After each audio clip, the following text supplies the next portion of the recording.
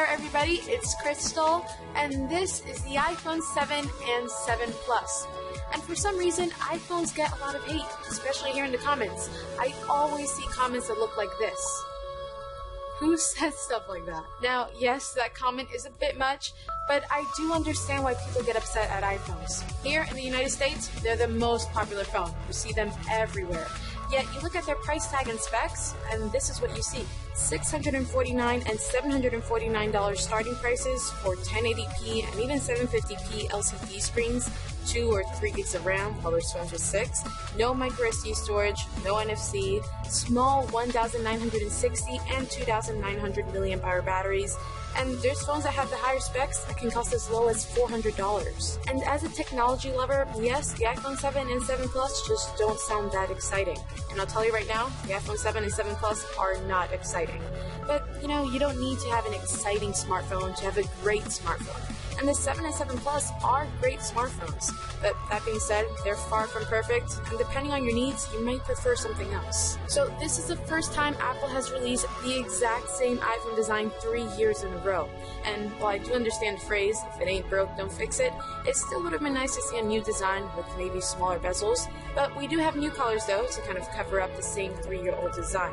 We no longer have space gray, which was almost identical to the silver model, but instead we have true black, which has been nicknamed by the world matte black.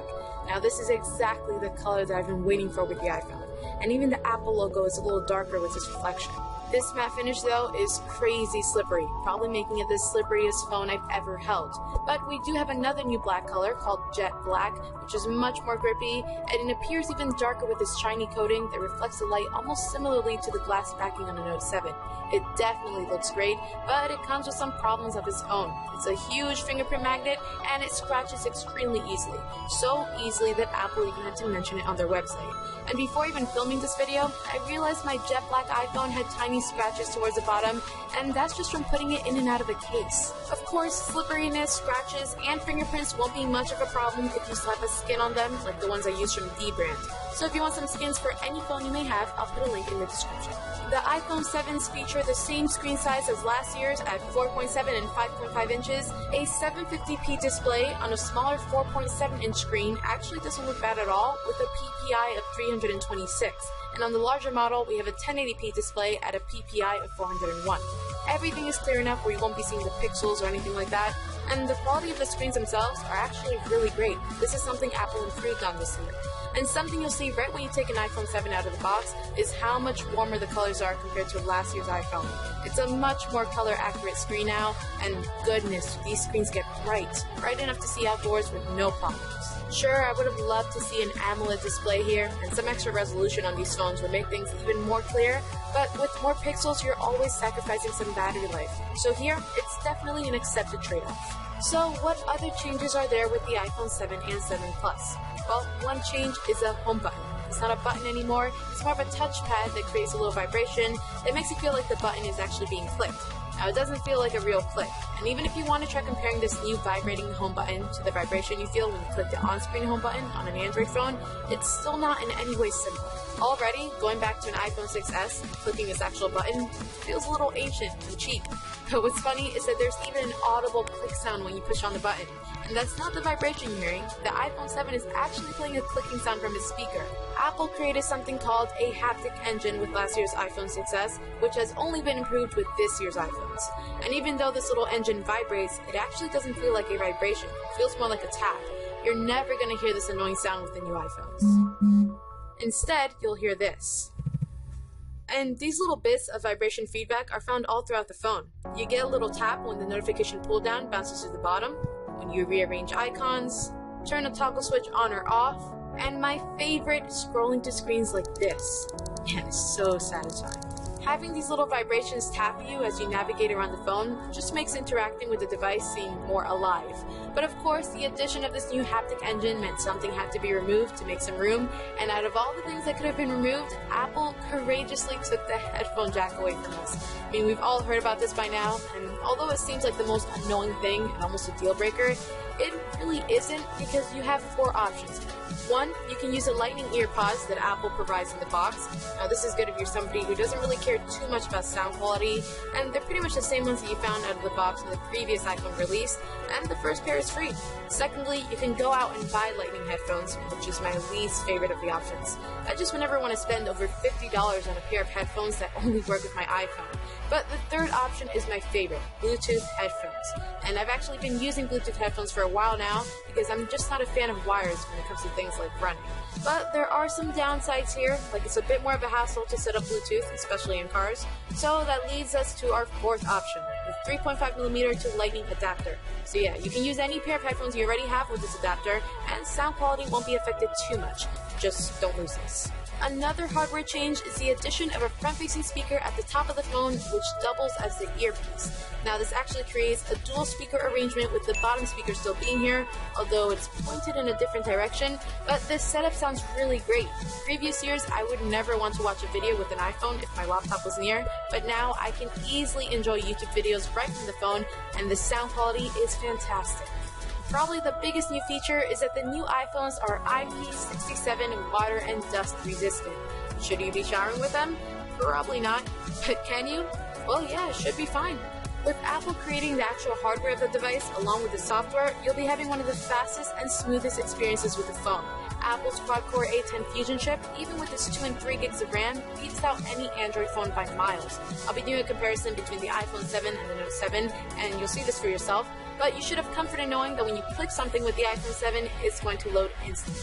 The fingerprint scanner is the best example of this. I've been using the iPhone 7 and 7 Plus for over 10 days now, and I can seriously only remember maybe one time it failed to read my print, and it never seems to take a second to register either. It's insanely fast. But all of this fast performance kind of goes to waste though with iOS 10's animations. In a way, I love the animations. It's another way to make the phone feel a bit more alive and less two-dimensional, but man, these are slow. I always find myself waiting for the rubber band animation to stop before I can click something. Now, there's so much I love about iOS 10 and so much I do not like. So let's start with what I like. And of course, the biggest one is that speed. And the recent app screen always remembers things, like Pokemon Go. No matter how long ago it was when I stopped playing, it's always still there, ready to go. And another thing I love so much, and this is probably going to shock a lot of you, but I love the new widget system here. No, you can't put them wherever you want on the home screen. Instead, you'll find them as you swipe right on the home screen, lock screen, and even the notification panel. But what I like is how every widget, no matter from what company or app design, it looks the same. They appear as square cars with rounded corners with either a light or dark opaque background. And you can expand them by clicking Show More, and since you can scroll up and down, that saves a lot of room without having to add more home screens. Also, I love how it lights up when you raise the phone. Similar to a Motorola phone, but it's even more helpful here because it shows you each notification in full. And of course, I love iMessage. Now sure, if you don't know anybody that has an iPhone, this is irrelevant, but here in North America, almost everyone I see has an iPhone, including my friends and family. So not only does iMessage seamlessly activate when you happen to be talking to someone who also has an iPhone, but you can see things like when your friend is typing or read your message. And with iOS 10, there's also a ton of new things you can do. You can send animated GIFs. GIFs? I don't know. Send drawings, add fun animations, and even message bubble effects. I'm a huge texter, so any way to make my conversations have more emotion and become more personal is a huge win for me. And of course, if you happen to have a Mac computer, you can also send these iMessages through the messaging app, which is so helpful. And I'm really gonna miss these personal touches while texting my loved ones when I switch to a new phone. Even things like AirDrop blow my mind. How I can transfer a 4GB movie from my MacBook to my iPhone wirelessly, even with my crazy 0.7 Wi-Fi upload speeds in 30 seconds. It's amazing. But there's a lot of things here that just drive me crazy. Not seeing what notifications I have by glancing in the corner makes me feel so unorganized. Not being able to put icons wherever I want seems so silly, especially since it's hard to reach the top of the screens. I can't choose what apps I want as my default, so if I ever click on an address anywhere throughout the phone, it'll open in Apple Maps instead of my preferred Google Maps. And I have to go through Safari to add websites to my home screen.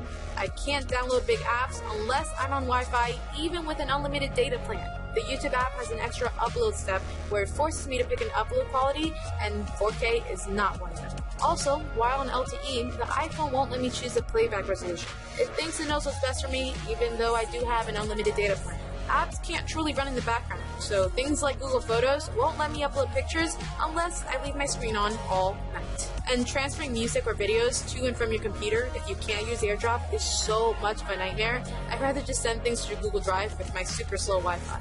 And contrary to popular belief, the iPhone isn't free from having bugs. One very annoying one plaguing lots of iPhone 7 owners, including myself, is how once I leave the house, the phone will get stuck on either no service or 4G instead of 4G LTE. And that 4G icon pretty much means no service, so you'll either have to restart your phone or turn airplane mode on and then off. The cameras have had some changes this year, with both the iPhone 7 and 7 Plus having identical cameras. So even the smaller model has optical image stabilization this year. And now we have lower apertures of 1.8, which helps make photos brighter in low light. Last year, I never found myself reaching for the iPhone 6s when it came to picture taking, because there was just so much better options out there. But this year is a much different story. The little improvements the 7 has with this camera now make it worth using for me. In outdoors, the main differences are dynamic range and depth of field. The iPhone 7s handle situations with both dark and bright areas very well, exposing both very well. However, in low light, differences aren't night and day, but they're definitely a little brighter with the iPhone 7s, and you can see this if you watch my iPhone 7 versus iPhone 6s camera comparison. And if you're wondering how the iPhone 7 holds up against the competition, I also have a camera comparison with the Galaxy S7, so check the links below to check those out. Now, there is one difference between the 7 and 7 Plus in terms of cameras. The iPhone 7 Plus has an extra one. The wide angle is the same one that we've been used to, and the new lens is a zoom one, which they call telephoto. So now when you zoom in by at least 2 times, you'll automatically switch to the telephoto lens, which doesn't have optical image stabilization or a low aperture, but it will make photos look a lot clearer. But in low light, the iPhone resorts to the normal lens due to it being much better in low light. There's also a really cool feature coming to the Plus's telephoto lens called depth effect. It's in beta right now, but by using the 2 angled lenses, the iPhone will be able to create a depth map, adding some artificial bokeh to the background. Although this won't work in low light, this still looks really cool, and it can only improve when it's officially released. So at the end of the day, the iPhone 7 Plus will still be alive. You should get about an hour extra of battery life than you would have had with the 6s Plus, but some days I did find myself charging before the day was over because I'm a pretty heavy user. And with the smaller iPhone 7, I found myself charging it every day before the night was over. And what's kind of unfortunate is that there is no fast charging here. So if you do need to charge, you'll be waiting around for a while. So overall, the iPhone 7s are going to be the perfect phone for many users. I mean, sure, there's not that many features, but the features that it does have work flawlessly. But there are limitations, and those limitations are going to annoy some advanced users. But is it worth the upgrade over the 6s? Well, if you're a big photo taker, the camera is definitely worth the upgrade. And that water resistance is a really great feature to have. But other than that, I'd say wait till the next year's iPhone. So let me know your thoughts. Are you going to be picking up the iPhone 7 or 7 Plus, or have you already done so? And also leave a like if you enjoyed this video. Thank you very much for watching. Don't forget to subscribe, and I'll see you guys later.